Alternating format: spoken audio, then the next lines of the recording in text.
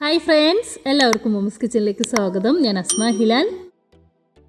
ഇന്ന് നമ്മൾ വളരെ സിമ്പിളായിട്ട് തയ്യാറാക്കാൻ പറ്റിയിട്ടുള്ള ഒരു അഫ്ഗാനി റൈസിൻ്റെ റെസിപ്പി ആയിട്ടാണ് വന്നിട്ടുള്ളത്. ഒരുപാട് ഇൻഗ്രീഡിയൻസ് ഒന്നും ഇല്ലാതെ വളരെ സിമ്പിളായിട്ട് തയ്യാറാക്കാൻ പറ്റിയിട്ടുള്ള നല്ല ടേസ്റ്റി ആയിട്ടുള്ള ഒരു റൈസാണ്. ഇതിലത്തെ ചിക്കനൊക്കെ കഴിക്കാനായിട്ട് നല്ല ടേസ്റ്റാണ്. അപ്പോൾ ഇതെങ്ങനെ തയ്യാറാക്കുന്നതെന്നും ഇതിൻ്റെ ഇൻഗ്രീഡിയൻസ് എന്തെല്ലാമെന്ന് നോക്കാം. ആദ്യം ഇതിലേക്കുള്ള അരി ഒന്ന് വെള്ളത്തിലിട്ടേക്കാം. ഞാനിപ്പോൾ വലിയ ബസ്മതി റൈസാണ് എടുത്തിട്ടുള്ളത്. വൈറ്റ് സെല്ല റൈസോ അല്ലെങ്കിൽ മന്തി റൈസോ ഏത് വേണമെങ്കിലും ഉപയോഗിക്കാം.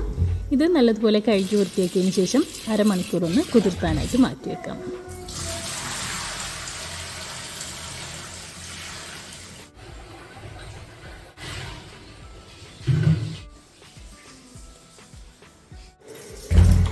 ഇനി ഇതിലേക്കുള്ള ചിക്കൻ ഒന്ന് കഴുകി വൃത്തിയാക്കിയെടുക്കാം. 1.5 കിലോ ചിക്കനാണ് എടുത്തിട്ടുള്ളത്.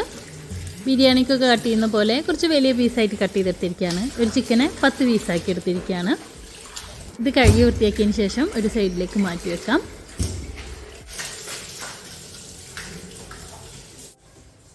ഇനി നമ്മൾ ഏത് പാത്രത്തിലാണോ റൈസ് റെഡിയാക്കുന്നത് ആ പാത്രം അടുപ്പത്ത് വെക്കാം. ഇനി ഇതിലേക്ക് 3-4 ടേബിൾ സ്പൂൺ ഓയിൽ ഒഴിച്ചു കൊടുക്കാം. ഞാനിപ്പോൾ സൺഫ്ലവർ ഓയിലാണ് ഒഴിച്ചു കൊടുക്കുന്നത്. സൺഫ്ലവർ ഓയിൽ തന്നെ ആയിരിക്കും കൂടുതൽ നല്ലത്. ഓയിൽ ചൂടാകുമ്പോഴേക്ക് നമുക്കിതിലേക്കുള്ള ഉള്ളിനെ ഒന്ന് കട്ട് ചെയ്തെടുക്കാം. ഞാൻ പറഞ്ഞല്ലോ, ഇതിലങ്ങനെ ഒരുപാട് ഇൻഗ്രീഡിയൻസിൻ്റെ ഒന്നും ആവശ്യമില്ല. 1 കിലോ അരിക്ക് വെറും 2 സവോളയെ ആവശ്യമുള്ളൂ. അതുപോലെ കനം കുറച്ച് കട്ട് ചെയ്തതിന് ശേഷം ചൂടായ എണ്ണയിലേക്ക് ഇട്ട് കൊടുക്കാം. ഇനി ഇതൊരു ഗോൾഡൻ കളർ ആവുന്നത് വരെ ഇടയ്ക്കിടയ്ക്കൊന്ന് ഇളക്കി കൊടുക്കാം. ജസ്റ്റ് ഒന്ന് വാടി വരില്ല, നല്ലതുപോലെ ഒന്ന് ഫ്രൈ ആക്കിയെടുക്കണം. നല്ലൊരു ഗോൾഡൻ കളറാക്കി എടുക്കണം. അപ്പോഴാണ് കേട്ടോ നമ്മൾ റൈസിന് ആ ഒരു സ്പെഷ്യൽ ഫ്ലേവർ കിട്ടുന്നത്. ഹൈ ഫ്ലെയിമിൽ തന്നെ ഇടയ്ക്കിടയ്ക്കൊന്ന് ഇങ്ങനെ ഇളക്കി കൊടുത്തിട്ട് ഗോൾഡൻ കളറാക്കി എടുക്കാം. ഉള്ളി ഇപ്പോൾ നല്ലതുപോലെ ഗോൾഡൻ കളറായി വന്നിട്ടുണ്ട്. ഇനി ഇതിലേക്ക് 1 ടേബിൾ സ്പൂൺ ഇഞ്ചി വെളുത്തുള്ളി പച്ചമുളക് പേസ്റ്റ് ചേർത്ത് കൊടുക്കാം. 5-6 അല്ലി വെളുത്തുള്ളിയും 1 കഷ്ണം ഇഞ്ചിയും 3 പച്ചമുളകും നല്ലതുപോലെ ഒന്ന് പേസ്റ്റ് ആക്കി എടുത്തതാണ്. ഇനി ഇഞ്ചിയുടെയും വെളുത്തുള്ളിയുടെ ഒക്കെ റോസ് സ്മെല്ല് മാറുന്നത് വരെ 5-6 സെക്കൻഡ് ഒന്ന് ഇങ്ങനെ ഇളക്കി കൊടുക്കാം. ഇതിലെ ഇഞ്ചിയുടെയും വെളുത്തുള്ളിയുടെ ഒക്കെ ആ ഒരു പച്ചമണം മാറിയതിന് ശേഷം ഇതിലേക്ക് നമ്മൾ കഴുകി വൃത്തിയാക്കി വെച്ചിരിക്കുന്ന ചിക്കൻ പീസസ് ചേർത്ത് കൊടുക്കാം.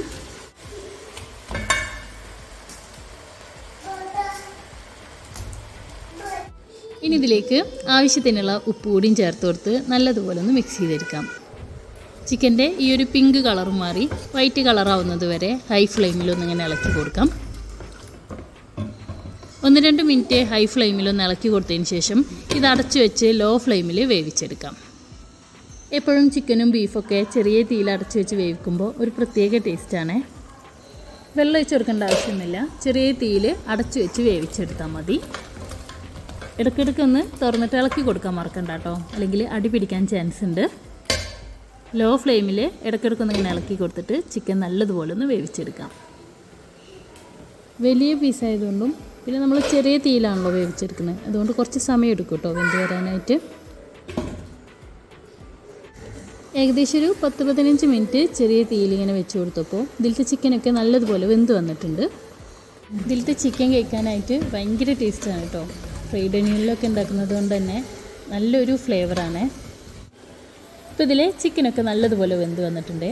ചിക്കൻ നല്ലതുപോലെ വെന്തതിന് ശേഷം ഈ ചിക്കൻ പീസസ് മാത്രം ഒരു പാത്രത്തിലേക്ക് മാറ്റാം.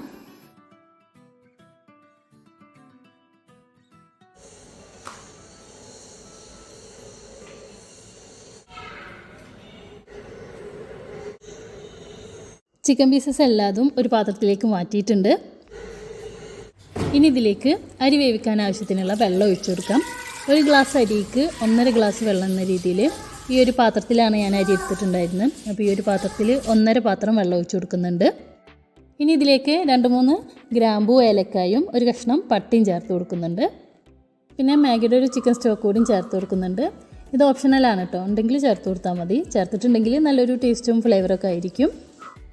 ഇനി ഇത് നല്ലതുപോലെ ഒന്ന് മിക്സ് ചെയ്തതിന് ശേഷം ടേസ്റ്റ് നോക്കിയിട്ട് ഇതിലേക്ക് ആവശ്യത്തിനുള്ള ഉപ്പ് ചേർത്ത് കൊടുക്കാം. നമ്മൾ ചിക്കൻ വേവിക്കുന്ന സമയത്തൊക്കെ ഉപ്പ് ചേർത്തതാണ്, അപ്പോൾ നോക്കിയിട്ട് ചേർത്ത് കൊടുത്താൽ മതി. പിന്നെ ഒരു പീസ് ചെറുനാരങ്ങാനീരോടും ചേർത്ത് കൊടുക്കുന്നുണ്ട്. ഇപ്പോൾ വെള്ളം നല്ലതുപോലെ തിളച്ചിട്ടുണ്ട്. ഇനി നമ്മൾ നേരത്തെ കുതിർത്ത് വെച്ചിരിക്കുന്ന അരിയിലെ വെള്ളമൊക്കെ നല്ലതുപോലെ ഡ്രെയിൻ ചെയ്തതിന് ശേഷം ഈ വെള്ളത്തിലേക്ക് ചേർത്ത് കൊടുക്കാം. 1 കിലോ അരിയാണ് കേട്ടോ നമ്മൾ എടുത്തിട്ടുണ്ടായിരുന്നത്. ഇനി ഇത് വീണ്ടും നല്ലതുപോലെ ഒന്ന് മിക്സ് ചെയ്തതിന് ശേഷം ഉപ്പൊക്കെ കറക്റ്റാക്കിയിട്ട് ലോ ഫ്ലെയിമിൽ അടച്ചു വെച്ച് വേവിച്ചെടുക്കാം. റൈസ് വേകുമ്പോഴേക്കും നമുക്കിതിലേക്ക് 3 ക്യാരറ്റ് ഒന്ന് ഗ്രേറ്റ് ചെയ്തെടുക്കാം. റൈസിൻ്റെ മുകളിലൊന്ന് ഡെക്കറേറ്റ് ചെയ്തെടുക്കാൻ വേണ്ടിയിട്ടാണ്.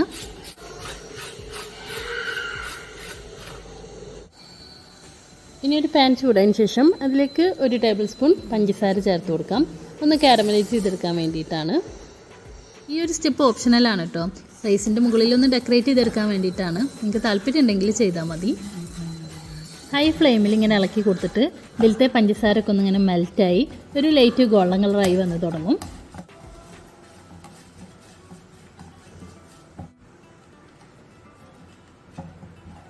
ഇങ്ങനെ നമ്മുടെ കാരമൽ ഇവിടെ റെഡി ആയിട്ടുണ്ട്. ഇനി ഇതിലേക്ക് 1-2 ടീസ്പൂണ് വെള്ളം ചേർത്ത് കൊടുക്കാം.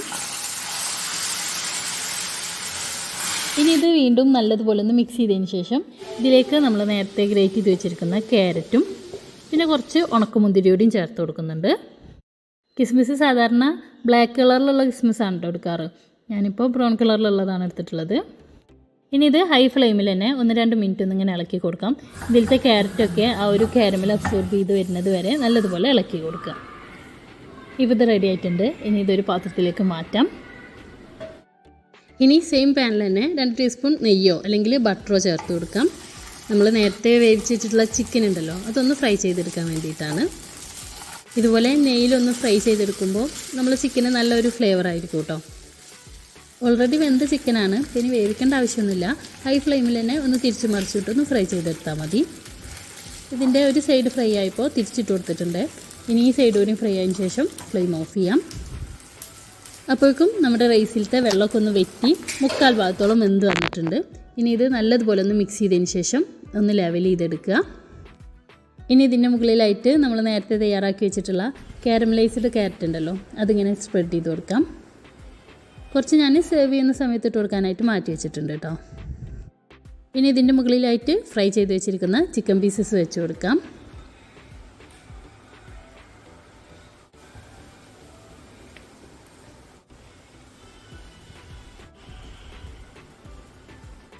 ഇനി ഇത് നല്ല ടൈറ്റ് ആയിട്ടുള്ള ഒരു ലിഡ് വെച്ച് അടച്ച് വെച്ച് ലോ ഫ്ലെയിമിൽ ഒരു 20 മിനിറ്റ് ദമ്മിട്ടെടുക്കാം.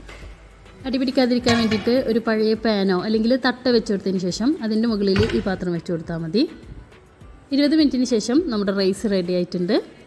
ഇനി ഇത് ഓപ്പൺ ചെയ്ത് ഇതിലത്തെ ചിക്കനൊക്കെ ഒരു പാത്രത്തിലേക്ക് മാറ്റിയതിന് ശേഷം റൈസ് നല്ലതുപോലെ ഒന്ന് മിക്സ് ചെയ്ത് സെർവ് ചെയ്യാം. ചിക്കനും റൈസൊക്കെ ഒരുമിച്ച് മിക്സ് ചെയ്തിട്ടുണ്ടെങ്കിൽ ചിക്കനൊക്കെ ഉടഞ്ഞു പോകാൻ ചാൻസ് ഉണ്ട്. അതുകൊണ്ടാണ് ചിക്കനൊന്ന് സെപ്പറേറ്റ് ചെയ്ത് മാറ്റി വെച്ചതിന് ശേഷം റൈസ് മാത്രം മിക്സ് ചെയ്തെടുക്കുന്നത്.